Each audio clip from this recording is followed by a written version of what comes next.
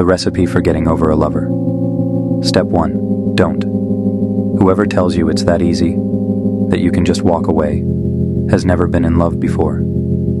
And you wouldn't take baking advice from someone who has never baked a cake, right? Step 2. Cry. Cry until your pillow is soaked and you have to hang it out to dry.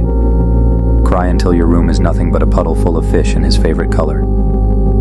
Step 3. Don't post the photo on Instagram. He knows you're pretty. He just doesn't love you. So save it to your drafts for later. Step 4. Go outside. I know you feel super glued to your bed, but he was not your oxygen. Go breathe near the trees. Step 5. Cry again. Step 6. Let your friends be your saviors. Go out on weekends and have an occasional wine Wednesday. If you do not believe in a God, believe he exists among your friends. You'll thank them eventually. Step 7. Sit alone by the beach once a week. You can be your own girlfriend. And one day, you'll realize that is enough. Step 8. Be kind. Be kind to yourself and to the people around you. Remember, this is your first time on Earth, and everyone else's first time too. Who knows? The girls parked next to you at the beach might also be grieving someone who is still alive. It's difficult to hear, but the reality is, they don't want you. You need to release your illusions and move on with your life. You deserve someone who truly values you. If they wanted you, they would make an effort to be with you.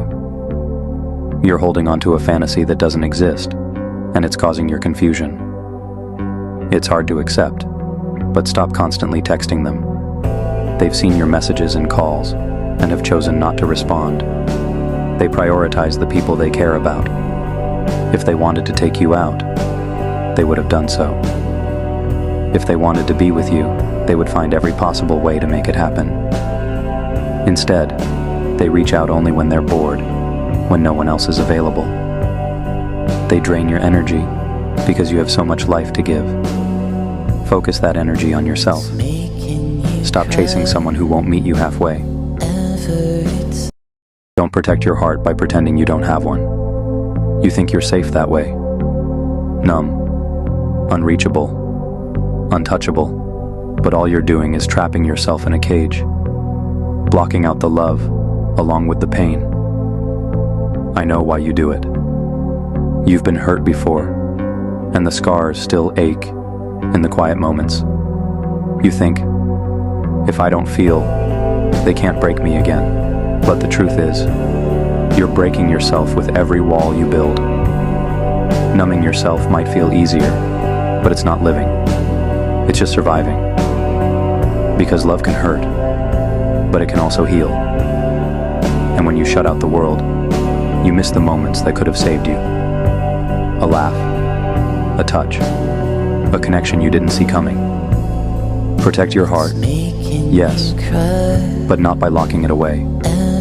Protect it by choosing carefully who you let in, by setting boundaries that honor your worth.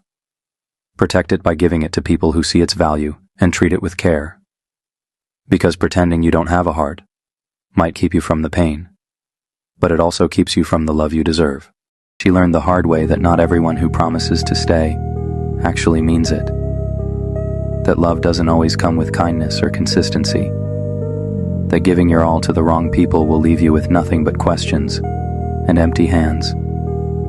She learned that strength isn't just about surviving heartbreak, but about choosing herself after years of putting everyone else first.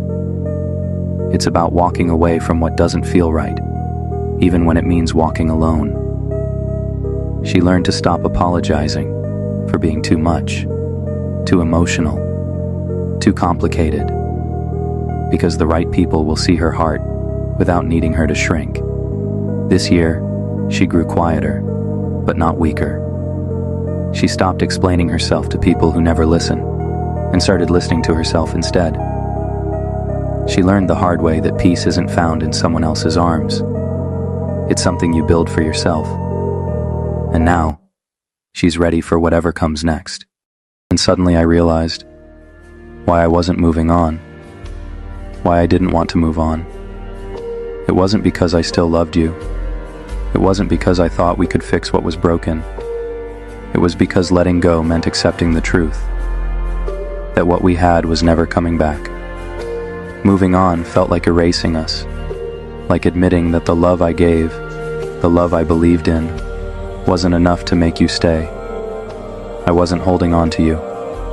I was holding on to the hope that what we had still mattered. But hope can only carry you so far. And now, I'm learning to let go. Not because I want to, but because I have to. Because staying stuck in the past isn't love, it's fear. And I deserve more than fear. I deserve peace. I deserve to feel whole again. I deserve a love that doesn't leave me questioning myself or my worth. And while letting go feels like losing, I know now it's the only way to find myself again. In case you needed a reminder, the right person will know how to hold your love. The right person will choose you just as deeply as you choose them. You will not have to quiet the way you care. You will never feel like you are too much. You will not have to beg for the love you deserve. One day, you will be met where you are. One day, you will be someone's favorite thing, and you will not be confused. You will not feel like you are fighting for someone who isn't fighting for you. One day, you will understand that it never mattered how tightly you held on to the wrong people, how intensely you tried, because the right people were always going to find you.